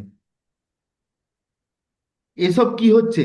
তুমি এত ভালো জিনিস খাচ্ছ আর আমাকে কিছুই দিচ্ছ না। এটা কে বলছে? মহাপ্রভু। মহাপ্রভু রঘুনাথ দিকে এসে, মহাপ্রভু। হ্যাঁ, রঘুনাথ দাস গোস্বামীর কাছে এসে বলছে, এই এসব কি হচ্ছে? তুমি একা এত ভালো জিনিস খেয়ে নিচ্ছ, আমাকে দিচ্ছ না। এই বলে মহাপ্রভু রঘুনাথের কাছ থেকে এক গ্লাস কেড়ে নিয়ে খেয়ে ফেললেন। যখন তিনি আরেক গ্লাস নিতে যাচ্ছিলেন, তখন স্বরূপ দামোদর তার হাত ধরে বললেন, এটা আপনার জন্য উপযুক্ত নয়। এবং সেটি তার কাছ থেকে সরিয়ে নিলেন। কেননা ওই খাবারটা, সেই মানে এত খাবার খারাপ হয়ে গেছে যে গোমাতাও খায় না, রাস্তায় ফেলে দিচ্ছে। তাহলে ভাবো যে সেটা কিরকম অবস্থা হবে। সেইটাকে রঘুনাথ দাস গোস্বামী ধুয়ে ধুয়ে নুন দিয়ে খেত। তো এখানে বলছে, ছিল রঘুনাথ দাস গোস্বামী নিজেই মানে দেখো, আমরা তো এত তপস্যা করতেই পারবো না। আমরা একটু কিছু খাবার বন্ধ করে দিলে আমাদের শরীরে ক্যালসিয়াম কম হয়ে যায়, এই হয়ে যায়, সেই হয়ে যায়। আমরা ভাবতেই পারি না যে কি করে হুম। মানে এনারা কোন লেভেলে ছিল আসলে। এখানে বলছে, শ্রীল রঘুনাথ দাস গোস্বামী নিজেই এই অভিজ্ঞতাগুলিকে তার চৈতন্য স্তব কল্পবৃক্ষ নামক শ্লোকে সংক্ষিপ্ত করে দিয়েছেন। মহাসম্পদ দাবাদ অপি পতিতাম উদ্ধৃত্য কৃপায় স্বরূপে ইয়া শ্রিয়ে পূজনম অপি মম নায়স্য মুদিতা উর গুইজা হরাম প্রিয়ম अपि सी ए गोवर्धन शीलम ददाओ आमि गौरांग्य হৃদয় উদয়ন মম মদয়তি। তার কৃপায় শ্রী গৌরাঙ্গ আমাকে উদ্ধার করে আনন্দিত হন। যদিও আমি একজন পতিত আত্মা, মানুষদের মধ্যে সর্বনিম্ন, মহান বৈষয়িক ঐশ্বর্যের জ্বলন্ত বনের আগুন থেকে, এবং আমাকে তার ব্যক্তিগত সহযোগী স্বরূপ দামোদরের কাছে অর্পণ করেন। তিনি আমাকে ললিত গুঞ্জার মালা দিয়েছিলেন, যা তিনি তার বুকে পরিধান করেছিলেন। সেই সাথে তার গোবর্ধন শিরাও দিয়েছিলেন। এবং এখন তিনি আমার হৃদয়ে জাগ্রত হন, এবং আমাকে তারপরে পাগল করে তোলেন। কে জাগ্রত হন? মহাপ্রভু। মানে মহাপ্রভু। এই শ্লোকটা তখন লিখেছিলেন যখন মহাপ্রভু এই ভৌতিক জগৎ ছেড়ে আধ্যাত্মিক জগতে চলে যান। হ্যাঁ না? সেই সেই সময়ের কথা বলছে। রঘুনাথ দাস গোস্বামী বৃন্দাবনে গমন। পুরীতে অবস্থানকালে রঘুনাথ স্বরূপ দামোদরের তত্ত্বাবধানে ছিলেন, এবং এর ফলে তিনি মহাপ্রভুর অন্তরঙ্গ সেবা ও সঙ্গ লাভের প্রত্যক্ষ সুযোগ পেয়েছিলেন। সব মিলিয়ে তিনি সেখানে 16 বছর ছিলেন, যতক্ষণ না ভগবান চৈতন্য মহাপ্রভু এবং তার প্রধান পার্ষদ এই জগতের দৃষ্টি থেকে অন্তর্হিত না হয়ে হন। এই ঘটনা ঘটলে রঘুনাথ অনুভব করলেন যে তিনি তাদের অনুপস্থিতিতে আর বাঁচতে পারবেন না, এবং গোবর্ধন পর্বত থেকে ঝাঁপ দিয়ে আত্মহত্যা করার জন্য বৃন্দাবনে যাওয়ার সিদ্ধান্ত নিলেন। ব্রজে পৌঁছে তিনি রূপ ও সনাতন গোস্বামীর সাথে দেখা করলেন। তারা দীর্ঘক্ষণ তার সাথে কথা বললেন, এবং অবশেষে তাকে আত্মহত্যা না করার জন্য রাজি করলেন। তারা তাকে তাদের তৃতীয় ভাই হিসেবে গ্রহণ করলেন। হ্যাঁ, এবং নিজেদের কাছে রাখলেন। রঘুনাথের কাছ থেকে শ্রী চৈতন্য মহাপ্রভুর অমৃতময় লীলা কথা শুনে রূপ ও সনাতন সমৃদ্ধ হয়েছিল। ঠিক আছে। এই যে রঘুনাথ দাস গোস্বামী যে এত কিছু জানতো চৈতন্য মহাপ্রভুর ব্যাপারে, সেগুলো রূপ গোস্বামী, সনাতন গোস্বামী হুম। শুনেছিল। তারপরে পরে আবার এইগুলো কে শুনে? কৃষ্ণদাস কবিরাজ গোস্বামী। তো সেইগুলো কি করে? কৃষ্ণদাস চৈতন্য কবিরাজ। চৈতন্য চরিতামৃতে লিখে দেন, চৈতন্য চরিতামৃত, এখন যে আমরা বই পেয়েছি। হম। মহাপ্রভু এবং মানে রাধাকৃষ্ণের, গুরু পরম্পরা একদম সবকিছু। একদম একদম একদম, মহাপ্রভু এবং রাধাকৃষ্ণের থেকে রঘুনাথের বিরহ এতটাই তীব্র হয়েছিল যে তিনি কঠিন খাদ্য গ্রহণ সম্পূর্ণ ত্যাগ করেছিলেন এবং কেবল নিজেকে বাঁচিয়ে রাখার জন্য ঘোল পান করতেন। ঘোল মানে কি? মানে আটাকে জলের সঙ্গে মিলিয়ে দিলে যেটা হয় সেটা হচ্ছে ঘোল। এটা এখানে বলছে। তিনি প্রতিদিন 1,000 দণ্ডাবত প্রণাম করতেন। কাকে? আহ, আর 1,00,000 পবিত্র নাম জপ করতেন। তারপরে দিন রাত মানসিক ভাবে রাধা ও কৃষ্ণের সেবা করতেন। শ্রী চৈতন্য মহাপ্রভুর মহিমান্বিত লীলা বর্ণনা করতেন এবং প্রতিদিন নিয়ম করে রাধাকুণ্ডে 3 বার স্নান করতেন। এটি ছিল রঘুনাথ কর্তৃক স্থাপিত ভজনের এক অনুকরণীয় আদর্শ, যেখানে তিনি দিনে 22 ঘন্টার বেশি সময় ধরে তাদের সেবা করতেন এবং যদি ঘুমাতেন তবে মাত্র 1.5 ঘন্টা। ভাবা যায় কি? মানে ভজন সাধন কি হাই লেভেল! হুম, হুম। রঘুনাথের বৈরাগ্যকে বাহ্যিকভাবে বুদ্ধের বৈরাগ্যের সাথে তুলনা করা যেতে পারে, কিন্তু আরো ঘনিষ্ঠভাবে পরীক্ষা করলে দেখা যাবে যে রঘুনাথের তপস্যার কিছু অন্যান্য বৈশিষ্ট্য রয়েছে। বৈরাগ্যের বাহ্যিক অর্থ হলো ইন্দ্রিয় সুখ থেকে অনাসক্তি, কিন্তু এর প্রকৃত অর্থ হলো পরম পুরুষের প্রতি আসক্তি। হ্যাঁ। তো এখানে কি বলছে? যে কেউ ধরো ব্রহ্মচারী হয়ে এলো, সন্ন্যাসী হয়ে গেল, সে শুধু কি করে আমি বৈরাগ্য দেখাবো সেটা ভাবছে। সেটা মেন নয়, আসল ব্যাপারটা কি কতটা ভগবানের সঙ্গে আসক্তি করছি সেই দিকে আমাদেরকে বেশি করে দেখা উচিত। কিন্তু যত ভগবানের প্রতি আসক্তি বাড়বে, তত আমাদের বিষয়ের প্রতি অনাসক্তি অটোমেটিক চলে আসবে, সেটা এখানে বলছে। পতন। রাধা ও কৃষ্ণের পাদপদ্মের প্রতি রঘুনাথের তীব্র আসক্তির অর্থ ছিল যে তার পূজনীয় প্রভুর সাথে সম্পর্কিত নয় এমন সবকিছু থেকে সম্পূর্ণ এবং স্বাভাবিকভাবেই তিনি অনাসক্ত ছিলেন। রাধাকুণ্ড। এবার রাধাকুণ্ডের ঘটনা বলছে। শ্রী রঘুনাথ দাস গোস্বামী দীর্ঘ জীবন লাভ করেছিলেন। শ্রীনিবাস আচার্য গোস্বামীদের গ্রন্থগুলো নিয়ে পূর্বে ফিরে যাওয়ার আগে বৃন্দাবন ত্যাগ করার সময় রঘুনাথের আশীর্বাদ লাভের সুযোগ পেয়েছিলেন। শ্রীনিবাস তার কঠোর তপস্যা এবং কৃষ্ণপ্রেমে গভীর নিমগ্নতা দেখে বিস্মিত হয়েছিলেন। রঘুনাথ দাস গোস্বামী 3টি গ্রন্থ রচনা করেন: স্তবাবলী, শ্রী দানচরিত, দানকেলি চিন্তামণি এবং মুক্তচরিত। তিনি রাধাকুণ্ডে বাস করতেন। সেখানে তিনি তার সবচেয়ে তীব্র ভক্তি অনুশীলন করতেন। যখন নিত্যানন্দ প্রভুর বিধবা পত্নী জাহ্নবা দেবী রাধাকুণ্ডে এসেছিলেন, তখন তিনি সেখানে রঘুনাথকে আশীর্বাদ করেছিলেন। যখন মহাপ্রভু স্বয়ং অরিত গ্রামে এসেছিলেন এবং একটি ধান খেতে স্নানের লীলা প্রদর্শন করেছিলেন, যার মাধ্যমে তিনি রাধাকুণ্ড এবং শ্যামকুণ্ডের উপস্থিতি নির্দেশ করেছিলেন, সেই সময় 2টি কুণ্ড খনন করা হয়নি এবং সিঁড়ি ইত্যাদি দিয়ে সম্পূর্ণ করা হয়নি। রঘুনাথ নিজেই ভেবেছিলেন যে এই কাজটি করানো ভালো হবে। তো এখানে বলছে মহাপ্রভু যখন এসেছিল তখন কি করেছিল? বলেছিল এইটা রাধাকুণ্ড, এটা শ্যামকুণ্ড, কিন্তু ওর তখন কাজটা শুরু হয়নি। তখন রঘুনাথ যখন গেছিল কাজই বৃন্দাবন, করা হয়। রঘুনাথ দাস গোস্বামী ওইগুলো উদ্ধার করেন তখন। এখানে বলে যে তিনি ভেবেছিলেন যে এই কাজটি করানো ভালো হবে, কিন্তু এই ধরনের কাজে জড়িত হওয়া নিয়ে তিনি কিছু দ্বিধা ছিল। তবে একদিন একজন ধনী বণিক বদ্রীনারায়ণে তীর্থযাত্রায় গিয়েছিলেন। সেখানকার মন্দিরে প্রচুর অর্থ দান করার ইচ্ছা ছিল তার, কিন্তু বদ্রীনারায়ণ স্বপ্নে তাকে দেখা দিয়েছিলেন এবং বলেন, রঘুনাথের উন্নতি রঘুনাথ দাস গোস্বামীর কাছে যাও এবং রাধা এবং শ্যামকুণ্ডকে স্থাপন করার জন্য অর্থায়ন করতে বলেছিলেন সেই বণিককে। ভাবো, সেই বণিক ব্রজে ফিরে এসে অরিত গ্রামে রঘুনাথ দাস গোস্বামীকে খুঁজে পান এবং তার স্বপ্নের কথা জানান। এইভাবে রঘুনাথ পুকুরগুলি খনন এবং পরবর্তীকালে পাথরের সিঁড়ি ও হাঁটার পথ নির্মাণ করেন। ঠিক আছে। শ্যামাকুণ্ডের তীরে 5টি গাছ দাঁড়িয়েছিল, যেগুলি 5টি পাণ্ডব বলে কথিত। রঘুনাথের ইচ্ছা ছিল এই গাছগুলো কেটে ফেলা, যাতে শ্যামকুণ্ডকে পুরোপুরি আয়তকার করা যায়। তবে এটি ঘটার আগেই রঘুনাথ একটি স্বপ্ন দেখেন, যেখানে যুধিষ্ঠির তাকে দেখা দিয়ে বলেন যে এই গাছগুলির রূপে 5 পঞ্চ পাণ্ডব রাধাকুণ্ডে উপস্থিত আছেন। রঘুনাথ অবিলম্বে কর্মীদের গাছগুলো কাটা থেকে বিরত করেন। এই কারণেই শ্যামকুণ্ডকে একটি নিখুঁত আয়তক্ষেত্র হিসাবে তৈরি করা যায়নি। ভাবো। তো এখানে বলছে যে শ্যামকুণ্ড রাধাকুণ্ড এর তীরে 5টা গাছ ছিল বড় বড়, যে গাছগুলো ভেবেছিল কেটে ফেলবে। তারপরে কি হয়, রাত্রিবেলা স্বপ্নে আসে যে এই গাছগুলো আসলে কে, পঞ্চপাণ্ডব। ঠিক আছে, এই 5টা গাছের স্বরূপ ওখানে বিরাজমান আছেন। তো তখন কি হয়, সঙ্গে সঙ্গে রঘুনাথ দাস গোস্বামী কাটতে বারণ করে দেয় ওই গাছগুলোকে। ঠিক আছে, এখনো আছে প্রভু? অ্যাকচুয়ালি আমি অনেকবার গেছি, আমি হয়তো ঠিক করে লক্ষ্য করে দেখিনি, কিন্তু এবারে যখন নেক্সট টাইম যাবো তখন হয়তো খুঁজে হ্যাঁ, হ্যাঁ। দেখার চেষ্টা করবো। ঠিক আছে, যাই হোক। তো এখানে বলছে, হুম, হুম, ব্রজে একদম। রঘুনাথ সম্পর্কে অন্যান্য কিংবদন্তি রঘুনাথ দাস গোস্বামী সম্পর্কে আরেকটি কাহিনী প্রচলিত আছে।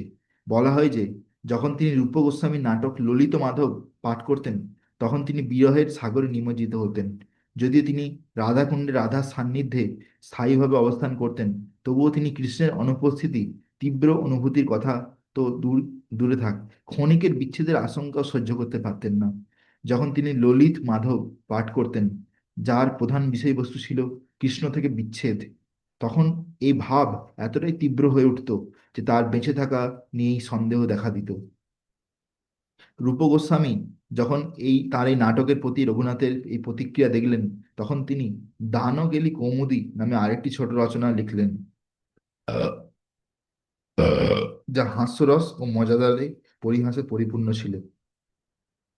তিনি এই বইটি রঘুনাথকে দিলেন এবং তার কাছ থেকে ললিত মাধবের কপিটি ফিরিয়ে নিলেন। যখন রঘুনাথ দানকেলি কৌমুদী পাঠ করলেন, তখন তিনি তার বিরহের অনুভূতি ভুলে গেলেন। প্রথম দিকে রাধাকুণ্ডে থাকাকালীন রঘুনাথের কোনো নির্দিষ্ট বাসস্থান ছিল না। তিনি মাঝে মাঝে গোপাল ভট্ট গোস্বামীর সাথে থাকতেন, যার কুটিরটি গোবর্ধনের মানসী গঙ্গার তীরে অবস্থিত ছিল।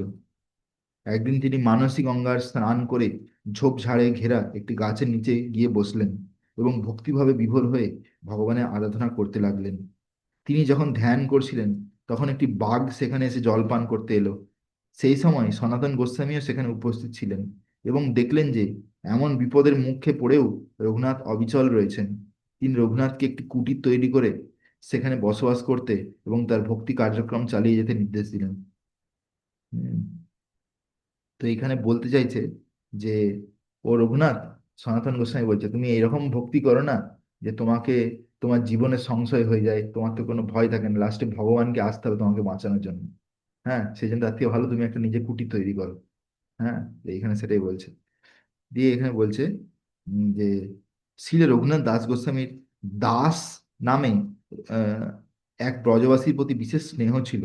রঘুনাথের দৈনিক আহার ছিল কেবল একটি পাতার বাটিতে সামান্য ঘোল। এই ব্রজবাসী যখন জানতে পারলেন যে রঘুনাথ এত অল্প আহার করেন, তখন তিনি অত্যন্ত ব্যথিত হলেন, কারণ তিনি ভাবতেন যে এত অল্প খাবার তার পক্ষে বেঁচে থাকা অসম্ভব। একদিন সখীস্থলী নামক গ্রামে তিনি একটি শিমুল গাছ দেখে অত্যন্ত আনন্দিত হলেন, যার পাতাগুলো ছিল বিশাল। তিনি এই পাতা দিয়ে একটি বড় আকারের বাটি তৈরি করলেন, তাতে রঘুনাথের জন্য ঘোল ভরে তার জন্য তার কাছে নিয়ে এলেন। এত বড় পাতার বাটি দেখে রঘুনাথ বেশ অবাক হলেন এবং জিজ্ঞাসা করলেন যে তিনি এটি কোথা থেকে পেয়েছেন। সখীস্থলী থেকে পেয়েছি। এই সখীস্থলীর নাম শুনেই তিনি তৎক্ষণাৎ বাটি ও ঘোল ফেলে দিলেন। সখীস্থলী হল চন্দ্রাবলীর বাসস্থান, যিনি কৃষ্ণের প্রেমের জন্য রাধারানীর প্রধান প্রতিদ্বন্দ্বী। তো এখানে বলছে যে অ্যাকচুয়ালি রঘুনাথ দাস গোস্বামী বা আমাদের যে ষড় গোস্বামী, এরা সবাই কিন্তু রাধারানীর দলের লোক। বুঝতে পেরেছো, রাধারানীর যে বিভিন্ন গোপীরা আছে তাদের অ্যাসিস্ট্যান্ট। আর এদিকে চন্দ্রাবলী হচ্ছে রাধারানীর কম্পিটিটর, মানে রাইভেল। তো এবার সখীস্থলী হচ্ছে চন্দ্রাবলীর জায়গা। যেই শুনেছে যে ওইখান থেকে একটা বাটি তৈরি করে এনেছে চন্দ্রাবলীর জায়গা থেকে, তাতে ঘোল নিয়ে এসে সঙ্গে সঙ্গে রঘুনাথ গোস্বামী সেটা ফেলে দিল, যে আমি এটা খাবো না, যেহেতু আমি রাধারানীর দলের লোক, সেই জন্য বলছে। শৈবা ও পদ্মার মতো চন্দ্রাবলীর সখীরা সর্বদা কৃষ্ণকে রাধার কুঞ্জ থেকে সরিয়ে তাদের সখীর কুঞ্জে নিয়ে আসার উপায় খুঁজতে থাকে। এই সমস্ত কার্যকলাপে যেমন রাধারানী ব্যথিত হন, তেমনি তার সখীরাও ব্যথিত হন। রঘুনাথ ছিলেন রাধারানীর অনুচরদের একজন, তাই তার ভূমিকা ছিল সর্বদা রাধারানী ও তার সখীদের কিভাবে আনন্দ দেওয়া যায় তা নিয়ে চিন্তা করা। সখীস্থলীর নাম শোনার সাথে সাথেই তিনি ক্রোধে অধীর হয়ে উঠলেন। এই ভাবটি হলো প্রেমের চূড়ান্ত পর্যায়, যা জড় কামনায় ভারাক্রান্ত ঈর্ষান্বিত ব্যক্তিরা কখনো বুঝতে পারে না। ভক্তি রত্নাকরে লেখা আছে, শান্ত হওয়ার পরে রঘুনাথ দাসকে বললেন, ওটা চন্দ্রাবলীর জায়গা, তোমার সেখানে কখনো যাওয়া উচিত নয়। দাস ব্রজবাসী শান্ত হলেন এবং বুঝতে পারলেন যে আপাত দৃষ্টিতে একজন আধ্যাত্মিক সাধকের পক্ষে এগুলি ছিল আধ্যাত্মিক সিদ্ধির লক্ষণ। এই সমস্ত ভক্তরা হলেন শাশ্বত সিদ্ধ আত্মা। যে কেউ এতে সন্দেহ করবে তাকে পতিত বলে গণ্য করতে হবে। ভক্তি রত্নাকরে, এটা এটা শেষ স্ট্যান্ডার্ড। ভক্তি রত্নাকরে রঘুনাথ দাস গোস্বামী সম্পর্কে আরো একটি অসাধারণ কিংবদন্তি বর্ণিত আছে। একদিন তিনি বদ হজমে ভুগছিলেন। দেখো, এইটুকু খাবার খেত, তাতে আবার বদ হজম। রঘুনাথ দাসকে সুস্থ করার জন্য বিট্টলনাথ আহ বল্লভপুর থেকে দুজন চিকিৎসককে নিয়ে এলেন। পরীক্ষা করার পর চিকিৎসকেরা বললেন যে ভাত ও দুধ খাওয়ার কারণে বদহজম হচ্ছে। এই রোগ নির্ণয় শুনে বিট্ঠলনাথ বিস্মিত হলেন এবং বললেন, এটা অসম্ভব, এই লোকটি ঘোল ছাড়া আর কিছুই খায় না। তখন রঘুনাথ মুখ খুলে বললেন যে রাধা ও কৃষ্ণের লীলা ধ্যান করার সময় তিনি সত্যিই দুধ ও ভাত খেয়েছিলেন। শ্রী রঘুনাথ দাস গোস্বামী রাধাকুণ্ডের তীরে দেহত্যাগ করেন। তো এখানে যে বলছে যে রাধা কৃষ্ণের লীলা স্মরণ করছে, সেই স্মরণ করতে করতে হয়তো দেখছে যে আহ, মানে রাধারানীর কোনো হয়তো সখী, সে বাকি যে অ্যাসিস্ট্যান্ট আছে তাদেরকে বসিয়ে ভাত আর দুধ দিচ্ছে খেতে। ঠিক আছে? তো সেখান থেকে হয়তো রঘুনাথ দাস গোস্বামী নিজেও বসে আছে, দেখছে সেও খাচ্ছে। সেই যে স্বপ্নেতে যে সে মানে ভাত আর দুধ খেয়েছে, তাতে তার বদহজম হয়ে গেছে। ভাবা যায়? দেখো কি মানে অবস্থা। এতটা মানে হ্যাঁ, লেভেল, গভীর ভাবে গভীর গভীর লেভেল মেডিটেশন। এখানে বলছে যে শ্রী একদম। রঘুনাথ দাস গোস্বামী রাধাকুণ্ডের তীরে দেহত্যাগ করেন, যেখানে তার সমাধি মন্দিরটি অবস্থিত আছে আজও। এখনো আমরা যখন রাধাকুণ্ডে যাই বৃন্দাবনে, গোবর্ধনে, তখন রঘুনাথ দাস গোস্বামীর যে সমাধি, সিদ্ধদেহ সমাধি, সে সমাধি এখনো আছে। আমরা সেটা পরিক্রমা করি। তো এই ঘটনাটি 1586 সালের আশ্বিন মাসের শুক্ল দ্বাদশী তিথিতে ঘটেছিল। জয় শ্রী রঘুনাথ দাস গোস্বামী কি হরিবল জয়। হরিবল।